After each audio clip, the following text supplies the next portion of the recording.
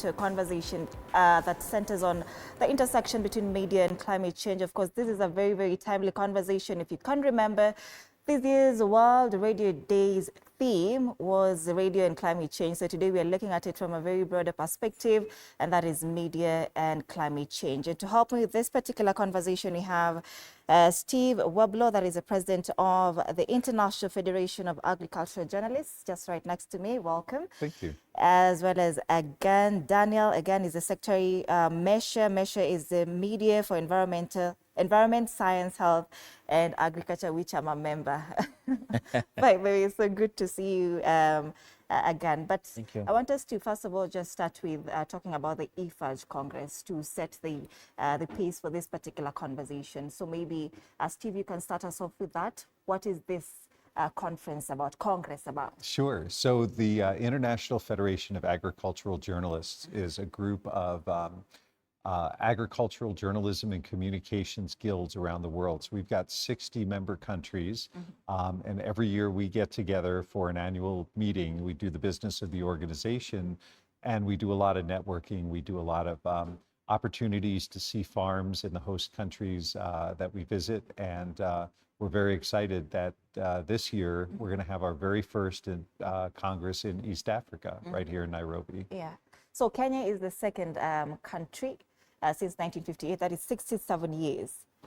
So many years. Again, you were not here. 1958. So why is Kenya chosen for these years IFAJ Congress? You can take that again. All right. Yeah, so thank you very much, Anne. Kenya has been chosen because of, one, the vibrance of agricultural journalism in this country, and that has been noticed at the international level.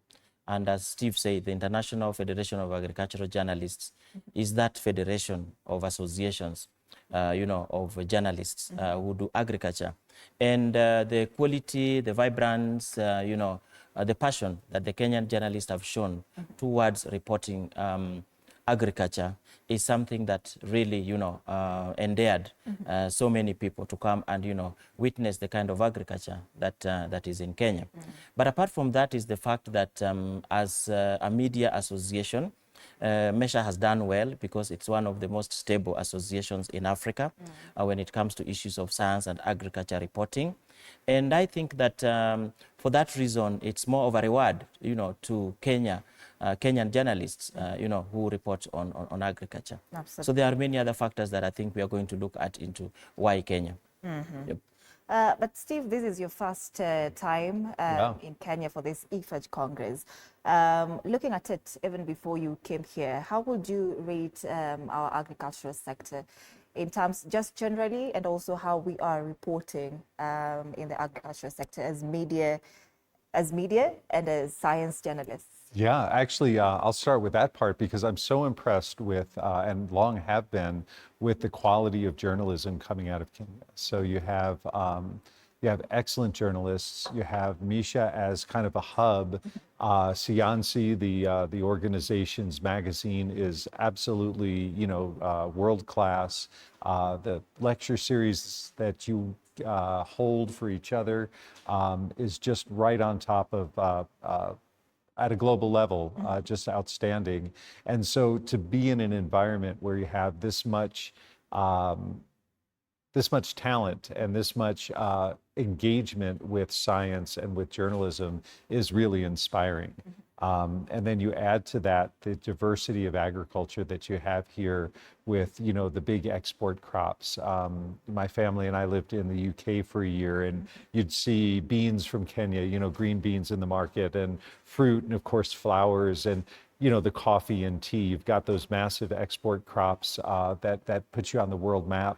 And you've also got the smallholder farmers that are really keeping the country fed. And so to see that combination of types of agriculture and to be able to do it with really top-notch media as our hosts, it's really a special opportunity for all of us. Absolutely. We'll be talking about what you aim to achieve with this, of course, Congress as we progress with this particular conversation. But again, you're talking about passion when we are reporting on agricultural stories. But if we talk about, for example, this year's World Radio Day theme was radio and climate change. Yeah. It means there are gaps that are there that obviously the people who came up with this particular theme wanted filled. So from where you sit as an organization, as an association, of course, MESH, Media for Science Journalists, you know, what are these gaps that you see as an organization in terms of how we as science journalists are reporting on matters agriculture in the country? All right. As I said, the Kenyan journalist has really done well, and this has been actually highlighted by even the fact that there are a lot of journalists who win awards year in, year out, several of them. But then there are gaps. The gaps that usually come are in terms of, you know, to him that much is given, much is expected. I think to a large extent, our journalists do not get the resources that they need. One of the things that we have been giving are the so-called story grants. And you look at the amount of monies that journalists actually need to cover agricultural stories. They are not just any other story that you'll run into, maybe a political rally and collect a story. It needs a lot of time. So that is one of the problems that we've really had in terms of challenges reporting agriculture. The other challenge that we have really also had is that the country has been undergoing a lot of financial difficulties in many of the media houses that we have. So we have a lot of journalists who are qualified, a lot of journalists who have the passion to tell agriculture stories, but they don't have any medium where they can tell their stories. So that has also been a challenge that really impacts a lot in our work. So today or this year we train journalists on agricultural reporting, but then 6 months down the line, they do not have somewhere to patch. So that has been a major, major issue. The other issue that has been there, which is a disconnect, is that to get journalists to be supported by organizations that even work in the agricultural field has been a big, big challenge. Many times, many organizations do not think that journalists need support to tell agricultural stories. But to effectively deliver on their work, journalists need to be facilitated. Journalists need to be facilitated by good pay. Journalists need to be facilitated by good training. Journalists need to be facilitated by mentoring and many, many other things. One more thing that I would talk about is international exposure. A lot of our journalists do a lot of good work, but then you know, travel opportunities are hard to come by, and when they come by, they come with very stringent, you know, conditions.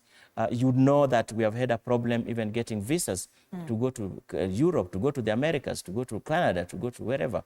So those are some of the, you know, challenges that that journalists actually do have. Quite a lot, Steve, as you can see. But if you talk about resources and funding being a challenge, so what solutions exist from where you sit as an international organization in terms of just maybe offering our Kenyan journalists a chance and an opportunity, these avenues to just bring their stories to life? What solutions exist from where you sit? Sure. That's actually something that IFAJ is really committed to trying to help address, and that is trying to create these opportunities and bring journalists to where the stories are, and then you know, share best practices in terms of telling the stories. So we try to do both of those things at the same time. So we've been working on partnerships with entities, companies in the ag sector.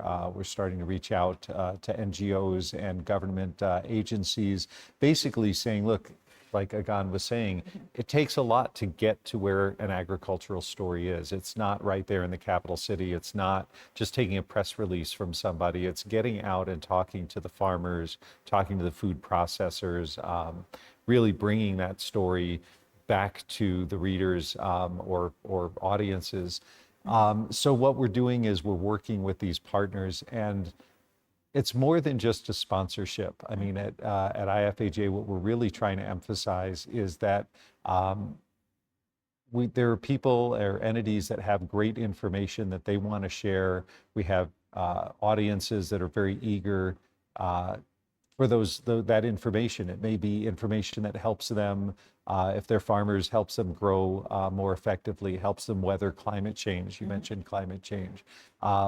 Helps them manage their finances or their business. For the other direction of information that agricultural journalists carry, we're often the voice of the countryside to policymakers, to research institutions who are trying to find their priorities or define their priorities. And so when we partner with these entities, we're really trying to create something that's a win-win, where there's money that helps the journalists do their job and get to where the stories are, and the information flows well, but it's not a coercive relationship in each direction. It's not a pure advertising relationship. It's really a relationship of mutual respect. And when you have that, and we've had that with companies, Alltech is one we've worked with for 20 years. They really understand what ag journalists do, and they're committed to supporting that. And they make a great model. Syngenta is another one we've had a really productive relationship with. Because again, they understand what journalists need, and they don't want to get in the journalist's way. They want to kind of make it all happen so that so we can get out there and get those stories. And it's particularly important in countries where, you know, there just aren't the resources. And so we're really working hard on that. To support Kenyan journalists.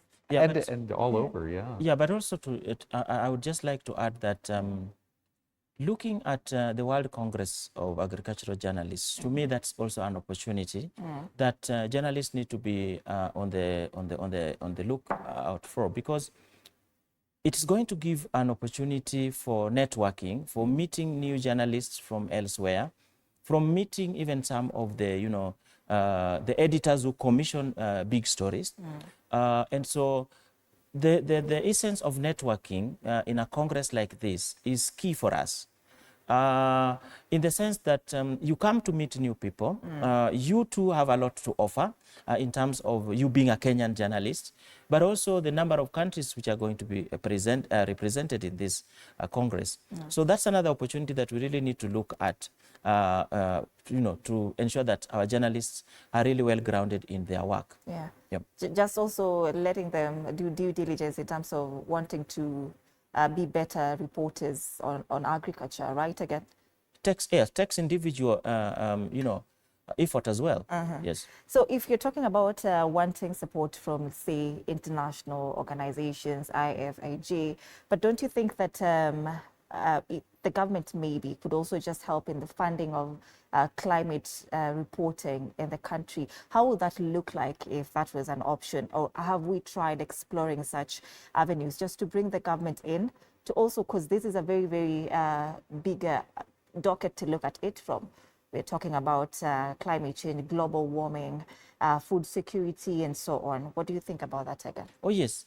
I think the government is usually the first stop when it comes to support, especially for the locals. And the government, I think through NACOSTI, through the Ministry of Agriculture, should actually be on the lookout and work with journalists for this. And for that reason, as the IFAJ Congress organizers, we want to work very closely with the Ministry of Agriculture to explore how, beyond the Congress, what is it that we can do to ensure that our journalists are kept on their toes, to ensure that the stories that are sometimes untold because of some of the reasons that we already mentioned are told. There is also, you know, commitments that governments have made before, especially for funding research. And to me, I think that's where the budgeting for journalists, for science journalists, comes in, because we pay taxes, and the government knows that a lot of journalists who work in most of these stations are not even employed by those stations. So I think the first person who should actually come in to help journalists, and even all these conversations that we are having about journalists' challenges, actually is the government. And for us, the Ministry of Agriculture is our entry point. Yep. So are they actually doing enough, again? Whatever they're doing, is it being felt? Is it reflecting on how we are telling these stories on science and agriculture? Are we feeling more supported as we should, as much as you say they are there to support? Perhaps that question might not be answered this morning, but it is part of the larger engagement that we are having with the ministry to answer that question, that are you doing enough? If we are not doing enough, what can we do together so that the ministry does more? Or sometimes maybe the ministry have a lot of facilities and it is us who have not gone to them, to start exploiting the facilities and even the resources that they do have.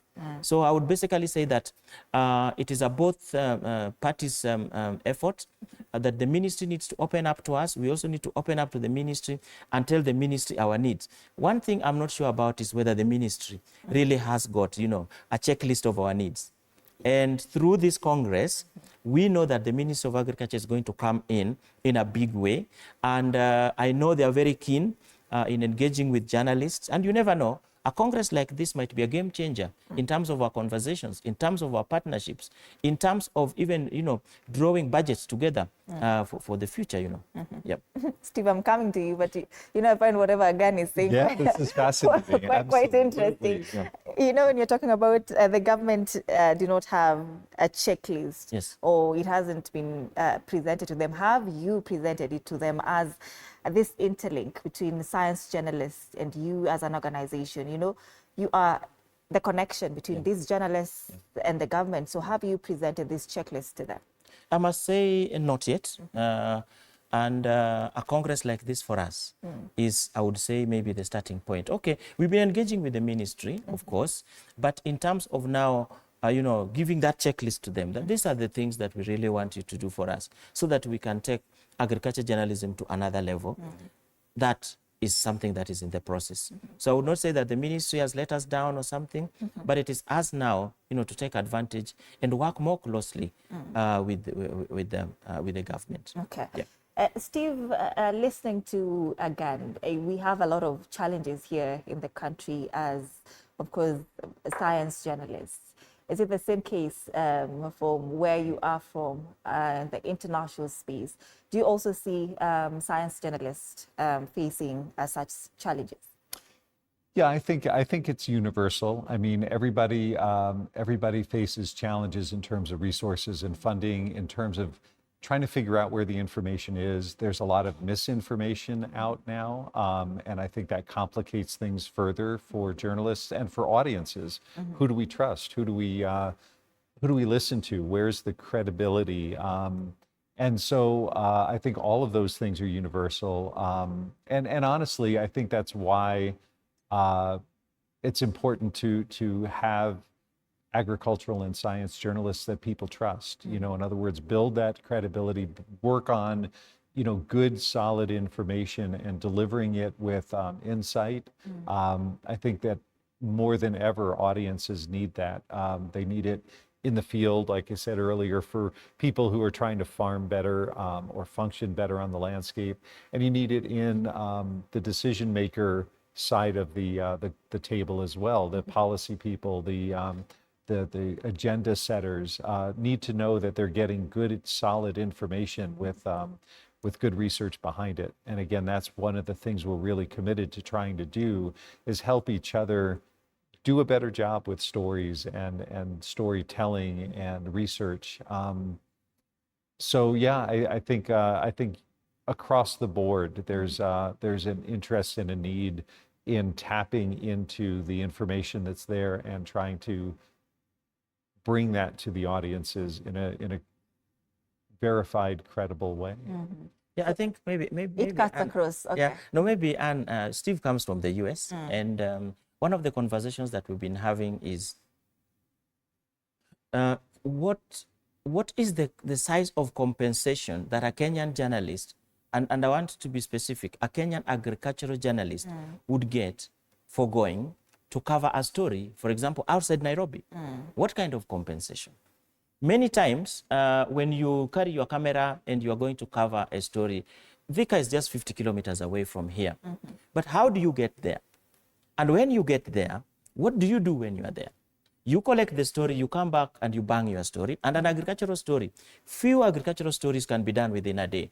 But what is the compensation? What is in it for this journalist? What is in it for the Kenyan journalist?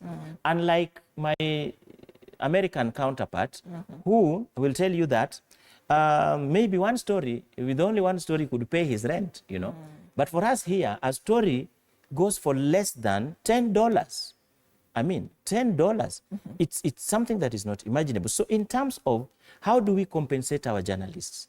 That the challenge might be there for journalists in the US and in Africa, but the Kenyan journalist or the African journalist is more disadvantaged. Number two is that readers in the US are willing to pay for stories.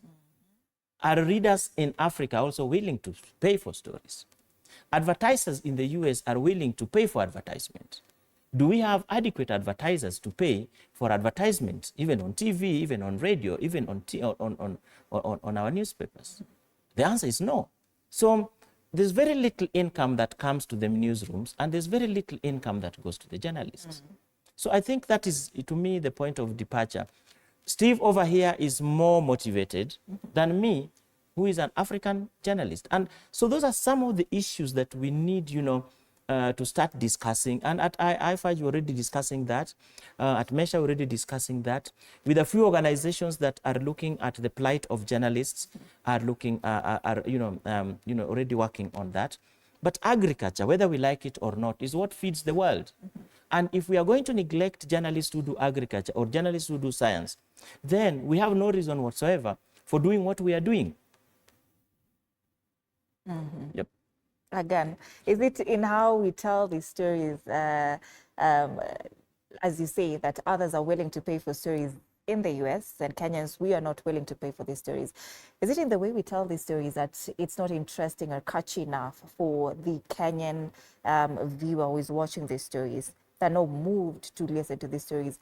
Is it about us as the media, as science journalists, or what is it about? When we started the program, we said one of the reasons for IFAJ having confidence in the Kenyan journalists to host the IFAJ Congress is the level of journalism or the level of agricultural journalism in this country. We have excellent journalists in all stations that we can mention. But in terms of them being excellent, it means that people read their stories. It means that they're doing impactful stories. It means that these guys are well-oiled, they're well-trained, they're passionate about their work. It means that they're doing stories that are worth reading, worth people's time. But in terms of what they get after doing all the hard work, I call it donkey work, is barely discernible by the eye. You can hardly see it. Yeah. So, Steve, how would you advise that as science journalists, we package these stories in a manner that will be appealing for somebody who isn't used to watching such kind of news? This is not their niche. This is not their interest. I say they're interested in business, they're interested in politics, but now we are bringing in climate stories, science stories, agricultural stories, something that they do not love, they do not have an interest for. So how can we package it to ensure that it's enjoyable and can be consumed by literally anyone? Yeah, that's a great question, Anne, and that's something that we face, worldwide. But I've been in Africa now for 3 weeks, visiting many of our guilds and having an IFAJ meeting, our executive meeting. And what I often hear particularly from African colleagues, is all the media wants and all the audiences seem to want is politics. Tell us what's happening in the Capitol, what's the president doing, et cetera. And what we're realizing is, in a way, agricultural and science journalists have to repackage what we present, because it's not just a production story. In other words, in our market in the US, we have a whole media environment where farmers are very eager. Okay, how many kilograms of fertilizer did they use, and did they use micronutrients, and what chemical did they use for the insects, and how did they plan their rotation? The real nitty-gritty. And that's what most of us and most other people think of as agricultural journalism. But when you think about it in a wider context, agricultural journalism is about rural culture.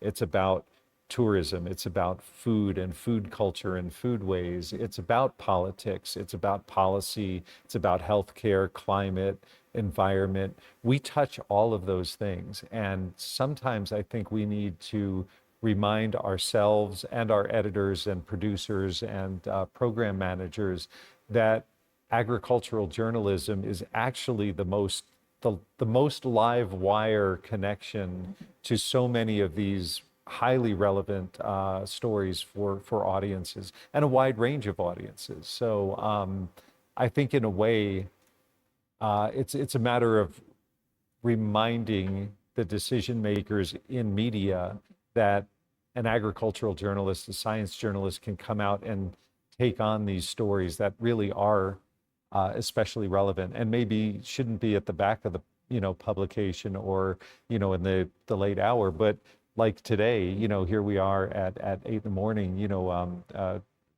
when people are up and about, it's a good time to be talking about agriculture. Again, now that we are here and you sit at a place where you are very able to see these stories, these science stories, how they're being done, what do you think we need to change as science journalists to just ensure that even as we package these stories, as we go out there, as we go to, let's say, Garissa or Wajir, these countries, the ASAL areas, to report on stories about climate and agriculture as well? What do you think we should do differently in terms of how we are used to reporting on these stories to also just put us on the map, to make somebody want to pay for a story, as we compared to the US? I think, as I said, I congratulate the Kenyan agricultural journalists for the job, a well-done job. What we need to do differently is perhaps just to dig deep into the subject, ensure that our stories are very complete in terms of data that we give. Can we do comparisons? Can we, have stories that have human face in them?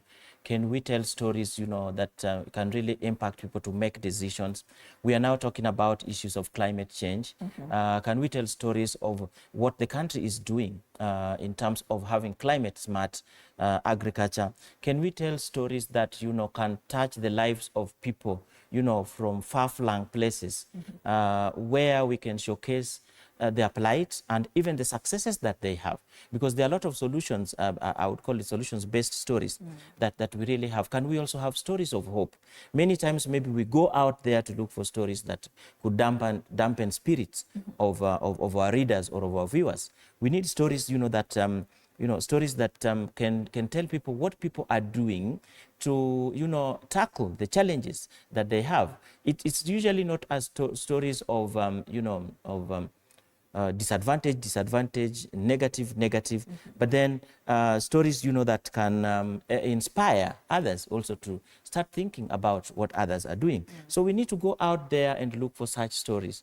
A lot of good things are being done, but maybe we just scratch in the surface. So delving deep, ensuring that we really do a lot of research even before you go out as a journalist. You really need to understand your subject. In some cases, we've seen that journalists hardly do that. But most importantly for me, I'm a crusader for specialist journalism. So people really need to specialize on given areas, because if you do that, then basically it means that you are able to tell compelling stories. You are able, to live in that story, and also, tell stories with a difference that other journalists would not see.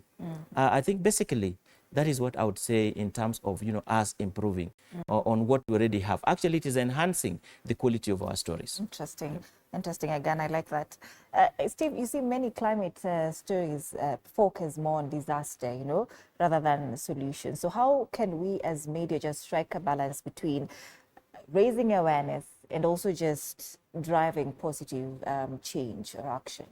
Yeah, that's a great question. I think Agan picked on one element of that when he said, focusing on people. So what effects are changes in the climate having on people? What that the lady selling tomatoes by the side of the road, what's her, I guess, how is climate change affecting her? But also, I mean, here we are in a tremendously entrepreneurial culture here in Kenya. That lady is doing something to stay ahead of what's changing, on her plot, and that people growing coffee are working on new varieties or new timing, understanding how to manage water better, et cetera. And you've got all this research infrastructure here in Kenya in particular. So we should be looking at that. We should be looking at like Agan said, not just the negative stories, or like you were asking, the disasters, which are a big part of things. And sometimes we need to shake ourselves into awareness. This is what's happening. This is the effects. This is what it could look like more and more, so that we set those research agendas, et cetera. But also, there's a great quote from a hockey player, Wayne Gretzky, where he said, you know, I don't skate to where the puck was, I skate to where the puck's going to be. And that idea of covering, what are people doing when they look at the future? What do they see whether it's seed breeders, whether it's folks in the research community here with crop and livestock. Exploring those questions, you know, asking them what they see, what they anticipate, how they're trying to skate to where that puck is going to be 20, 30, 40 years down the line, and bring that out to the various audiences. I think that'll take us pretty far in terms of helping ourselves and our audiences understand the issues, and then also helping us feel a bit more prepared and a bit more like we're engaging with the issues rather than arguing about their validity. Absolutely. So again, do you see us moving away from that kind of reporting, this climate disaster? As you said, or as I can highlight, you know, science journalists do not have enough training on how to report, you know. I think, let's say politics, they would say that it's 1, 2, 3, but if you're talking about climate reporting, it's really broad. You're looking at agriculture, you're looking at science, you're looking at food security, global warming, and so on. So there needs to be much training, of course. Do you see us moving away from climate disaster reporting now into solution-based reporting? Right. A lot of efforts are already being made by media associations. I want to single out Science Africa for, you know, being the mouthpiece for solutions journalism, and of course the Media for Environment, Science, Health and Agriculture. We are working very closely with them, and we are seeing a growing body of journalists who are really looking at issues broadly rather than looking at them from disaster point of view. We are not going to stop reporting about disasters, of course, because they happen. But we must also, you know, ensure that we encourage and motivate this body of journalists who are now looking at things very differently and taking up solutions journalism. And I'll tell you, maybe in Kenya we have 20, 30, 40, the number is growing. And why is that happening? That is happening because of what I wanted to talk about in terms of the Congress, which is journalists want to go out there and see it for themselves. And so for solutions journalism or solutions writing, journalists must go out in the field. And that is the reason for this Congress, which happens October 14th to 18th, 2025. It is not just a sit-in Congress. It's only one day of sitting in, and I think 1 day, 1.5 of sitting where we are discussing our issues. But 2 days are going to be spent in the field. When journalists interact with the real picture on the ground, seeing how resilient our farmers are, seeing what our farmers are doing to respond to disasters. For example, you know, COVID-19 impact is still there with us, with so many people. And what farmers are doing, you know, towards, you know, ensuring that that becomes something of the past. And also amplifying the voices of farmers who are really making real change. You're talking about climate. When we talk about climate, remember that climate also includes issues like health. What are also farmers doing in terms of their nutritional needs? So once we broaden the way we think, the way we want to do things, and once we also get, you know, meet these people at their points of need and in their own areas of operation, then we are able to tell those solutions stories. But with a rider, that to him that little is given, little is expected. If we are not going to put in some resources, some funding, you know, into all this, and actually some investment into agricultural journalism, then the status quo might be maintained. All right. And, you know, Steve, as a country, you know, we play a very greater role in terms of just the global agriculture, yet we see challenges like markets, market access, we have agricultural or climate change, things like that. So what global best practices would you say that we as Kenyans can adopt to also just strengthen our agricultural sector? Yeah, that's a tough one, and I don't have enough on the ground experience here in Kenya to really be able to prescribe what could help the country. But I will say that in general, tapping into the resources that Kenya does have in terms of the great research community that's here. You got SIPE, is it Colbo? What's the one, the Crop and Livestock Research Organization that operates here in Kenya? CGIR? There's also CGIR. Yes. There's also, I mean, you've got NGOs that are operating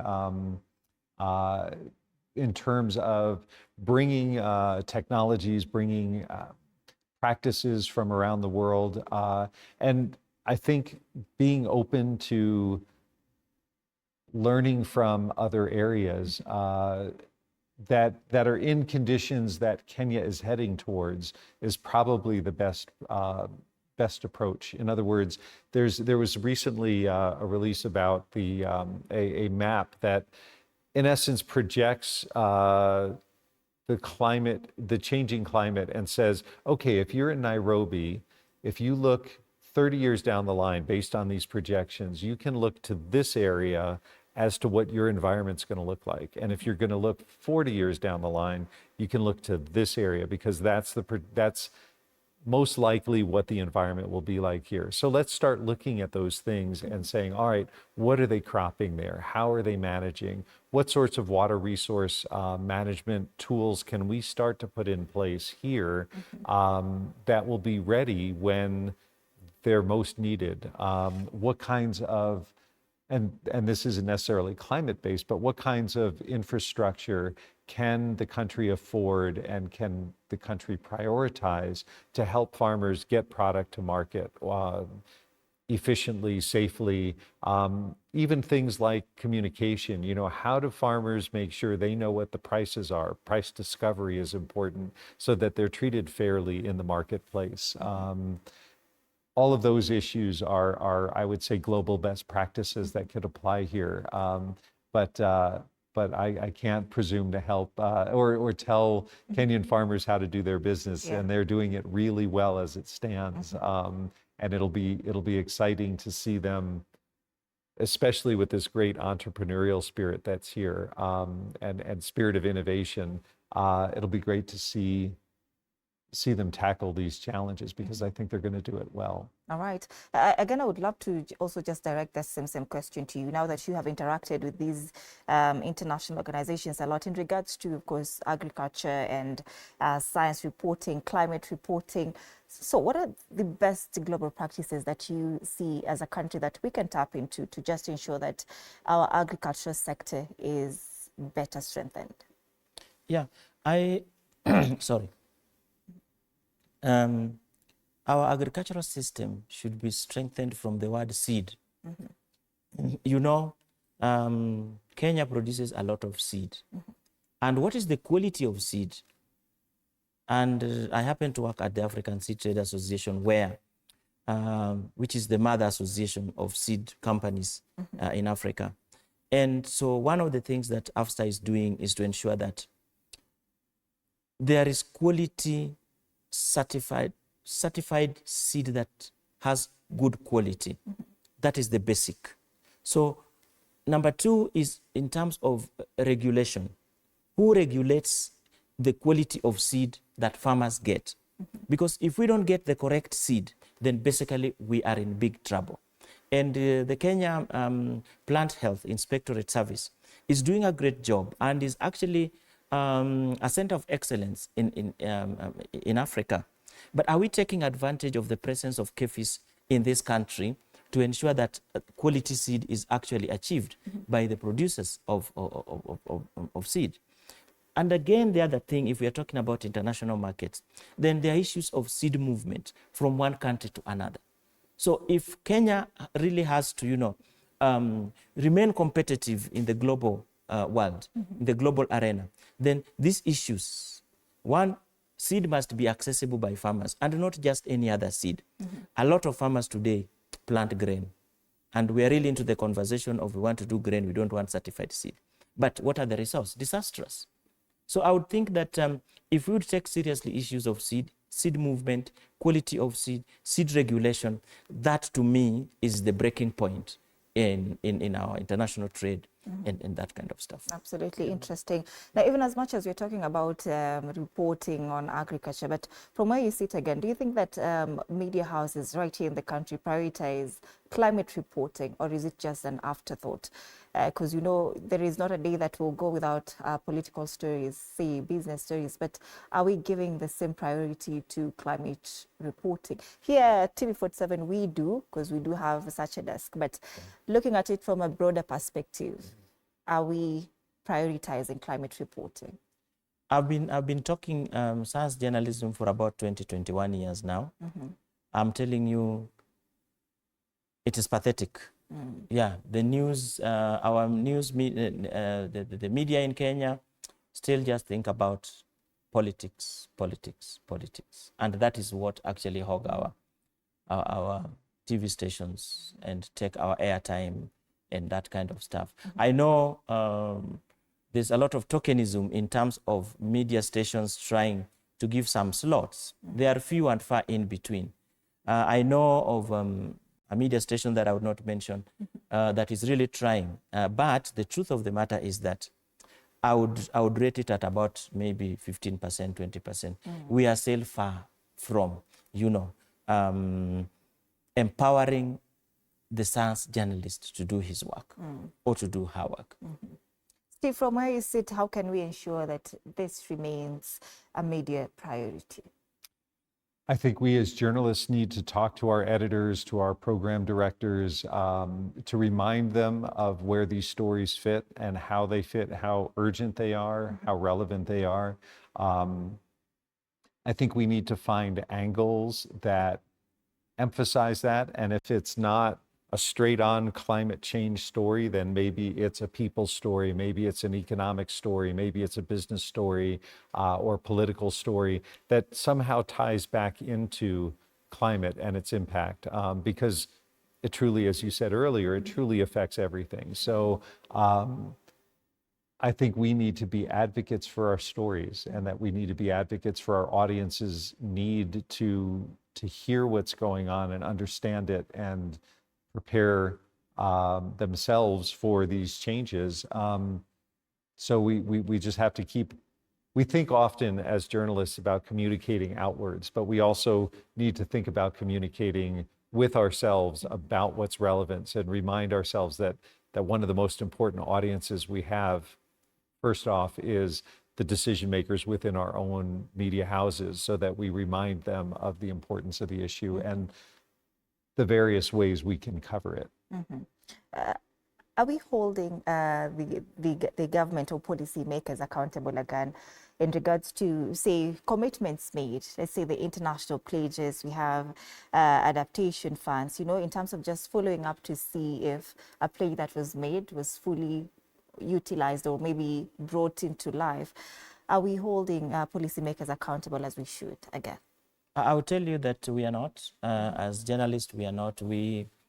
Journalists would rather they talked a lot on WhatsApp groups and what have you, but that one of, working closely with the government to ensure that our fortunes change, it's very rare.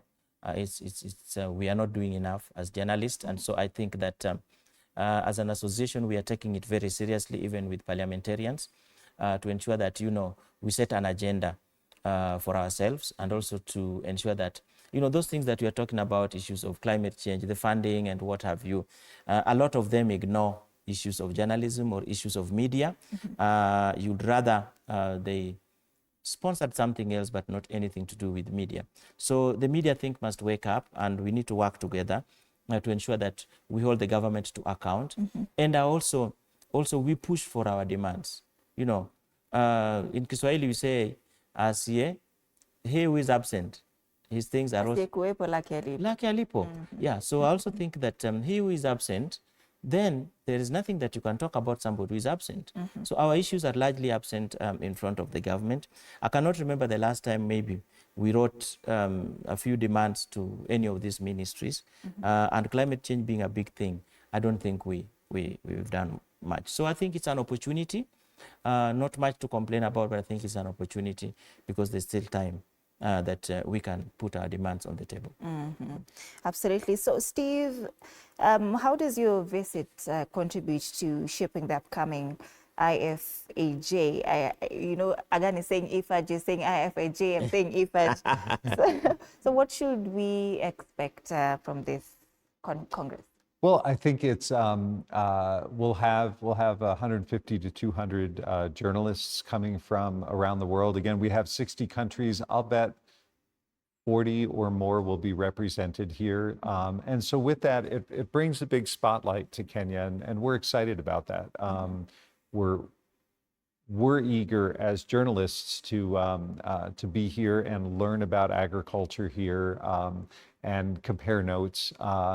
But as far as what Kenya can expect, I think it's greater attention, greater awareness of what's going on here, greater appreciation for the breadth of agriculture and the quality of agriculture.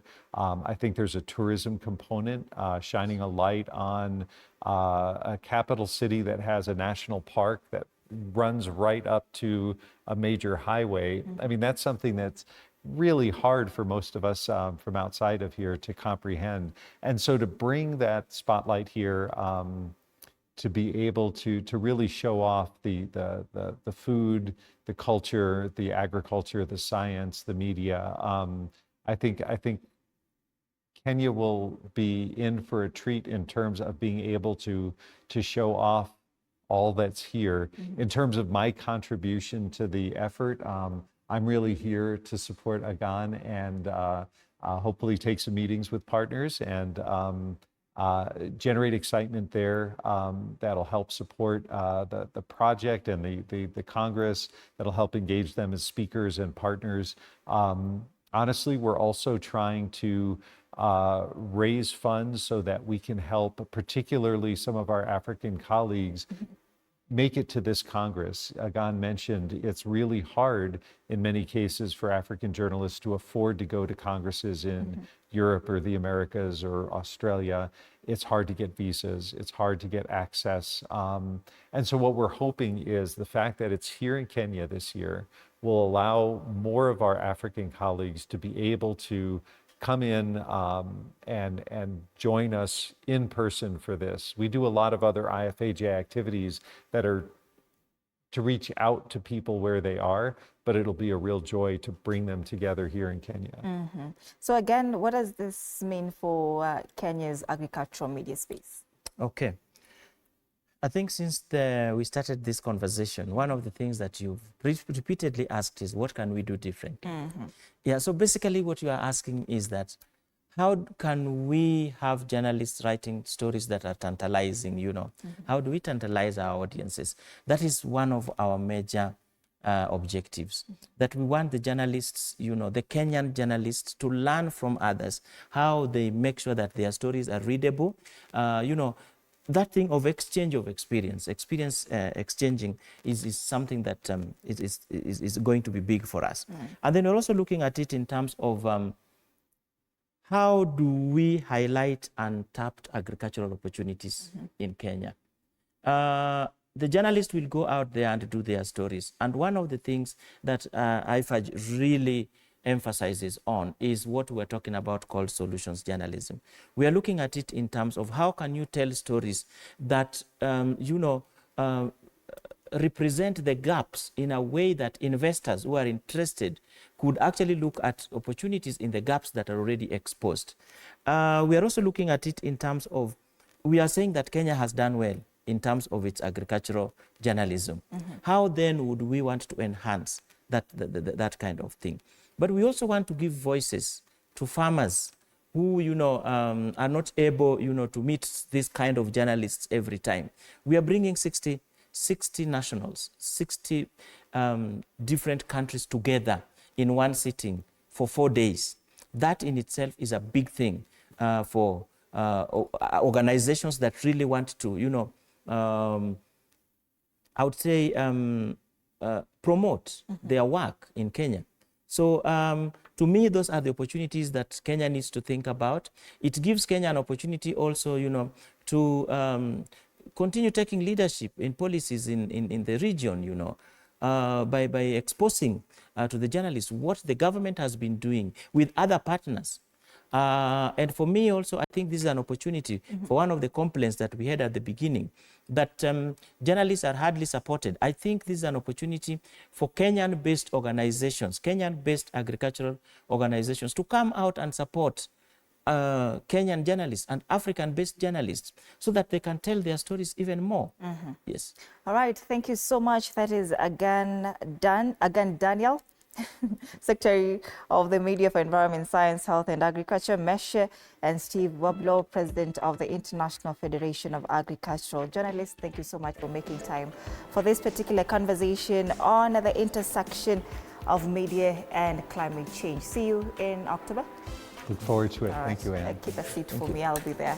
Awesome. All right, that brings us to the end of this particular conversation. Up next is Dairy Good Farming. You're watching Morning Cafe.